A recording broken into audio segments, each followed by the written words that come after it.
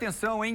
Atenção, mulheres! Se você sofre com menstruação irregular, acne e até mesmo queda de cabelo, saiba que esses sintomas podem indicar síndrome do ovário policístico. Nunca ouviu falar? Não sabe o que é isso? A gente vai te explicar agora, porque a Vanessinha Costa, ela está com uma médica especialista nesse assunto e vai explicar pra gente a diferença entre cisto no ovário e ovário policístico e também quais os sintomas e o tratamento. Ô Vanessinha, conta pra nós e pra mulherada que tá assistindo a gente, por favor.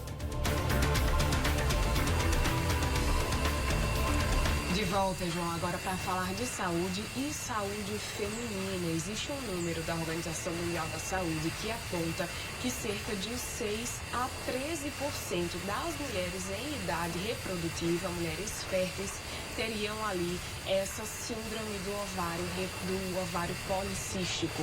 Isso faz com que nos acenda um alerta, porque todos esses sintomas e outros, os que você citou, são de fato muito comuns e às vezes são ignorados pelas mulheres. Por isso a gente veio conversar com a médica especialista para tirar as nossas dúvidas, as dúvidas de quem está em casa, sobre o ovário policístico. A doutora Juliana Grise gentilmente nos atende. Antes de qualquer coisa, doutora, qual seria a diferença de ter um cisto no ovário e ter a síndrome do ovário policístico? Bom dia. Bom dia. Então, realmente é bem diferente. A síndrome do ovário policístico, ele realmente é uma síndrome, que significa que tem vários sinais e sintomas. E o cisto no ovário, ele muitas vezes é formado apenas por um cisto ovulatório, um cisto formado em um período um pouco inadequado ali do ciclo menstrual, um cisto hemorrágico, que a gente chama, mas que ele é autolimitado, que ele tem um tempo para começar e terminar. Já a síndrome do ovário policístico, antigamente a gente fazia o diagnóstico dela pelo ultrassom, né? Ultrassom com ovários micropolicísticos.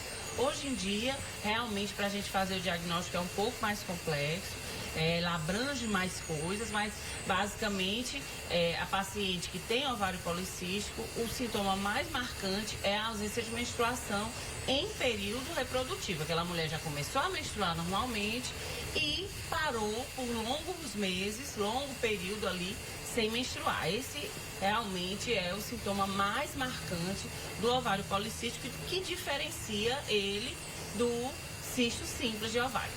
Além desse sintoma, que é mais intenso, quais seriam os outros? Outros sintomas, é importante dizer que essa síndrome é bem complexa, né? Eu vou falar aqui os sintomas realmente clássicos, né? São aquelas pacientes que têm obesidade, pacientes que têm acúmulo de pelos em locais que são mais próprios do homem, por exemplo, queixo, aqui na parte external, aqui nessa parte que é típico de barba, pelos mais grossos, pacientes que têm muita acne, principalmente em fase adulta, que a paciente acima ali de 22, 23 anos ainda tem aquela acne mais profunda, aquela dificuldade de perder peso, além de exames laboratoriais, né, de testosterona, né, exames de sangue, para a gente fazer uma avaliação desse global, desse contexto todo, para darmos realmente aí o diagnóstico. Qual é o momento de buscar um especialista ao se deparar com esses sintomas? O momento quando passa acima de 3 meses sem menstruar. A gente acende um sinal de alerta daquela mulher ali começou a menstruar com 12, 13 anos e lá pelos seus 18, 19 anos começou a passar 3, 4, 5 meses sem menstruar. A gente dá esse alerta para a população, porque acima de 6 meses de período sem menstruar já aumenta o risco a médio e a longo prazo da paciente desenvolver ali no futuro um câncer de endométrio. Então, a gente pede para acima de 3 meses de período sem menstruar que procure o profissional de saúde. E rapidamente, para a gente encerrar, existe risco de infertilidade pela síndrome do ovário policístico? Muito importante essa observação. Existe sim o risco de infertilidade, porque ele afeta principalmente a ovulação. Às vezes a paciente até menstrua, mas ela não consegue ovular.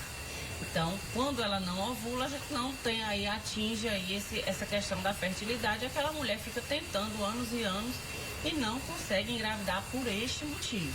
né? Então, o interessante é a gente fazer o tratamento ali o mais rápido possível para restabelecer esse período ovulatório e essa mulher conseguir engravidar e engravidar com saúde, porque muitas vezes ela engravida com ovário policístico e isso aumenta o risco de ter principalmente o abortamento. Ok, muito obrigada, doutora, pelas informações. A gente aproveita para reforçar, quando trata-se de saúde reprodutiva, saúde feminina, é importante aquele check-up anual.